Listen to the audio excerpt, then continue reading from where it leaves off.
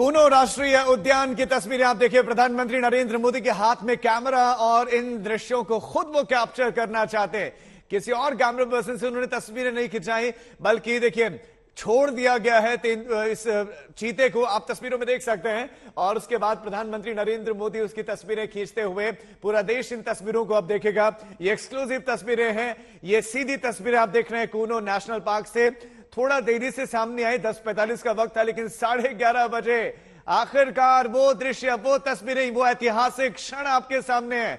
और आप इन तस्वीरों को देखिए, इन चीतों का ही बेसब्री से इंतजार हो रहा था। मुख्यमंत्री शिवराज सिंह चौहान मुस्कुराते हुए, देखिए चीतों को छोड़ दिया गया है और ये दो आप देख सकते हैं। उसके बाद तालियां बजाते हुए प्रधानमंत्री नरेंद्र मोदी, जन्मदिन है उनका आज।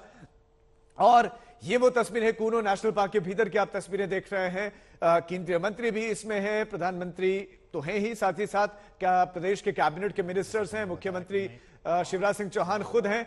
70 साल बाद देश में वापसी हुई है। यूं तो अलग अलग जगहों का चयन हुआ था, रिसर्च भी 10 जगहों को तय किया गया था, लेकिन आखिरकार कूनो नेशनल पार्क का चयन हुआ। वो चीते अब आप दौड़ते हुए देख सकते हैं इस अभ्यारण्य में, इस जंगल में। देखिए कुछ इस तरह से प्रधानमंत्री ने इन चीतों को छोड़ा, कुछ इस तरह से इस लीवर को खोला गया और इस बाड़े से बाहर आया पहला तेंदुआ। और उसके बाद प्रधानमंत्री मोदी ने कैमरा हाथ में लिया और इन तेंदुए को अपने जो है उस कैमरे में कैद किया। संभवतः वो ट्विटर पर भी इन तस्वीरों को शेयर करें। ये तस्वीरें देखिए, छत्तीसगढ़ में गुरु घासीदास नेशनल पार्क है, बन्नी ग्रासलैंड गुजरात में नेशनल पार्क है, डुबरी वाइल्ड लाइफ सेंचुरी, बहुत सारी सेंचुरीज में जो है चर्चा हुई कि किस में रखा जाए, जलवायु कहां की कैसे इनके लिए सुटेबल हो, ज्यादा मुफीद हो।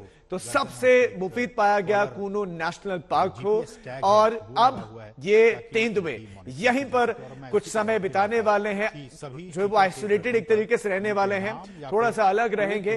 आम आदमी इनको फिलहाल तो नहीं देख पाएगा, कुछ वक्त तक वो क्वारंटीन में रहने वाले हैं और उसके बाद से आम आदमी इन तेंदुओं, इन चीतों को देख पाएगा।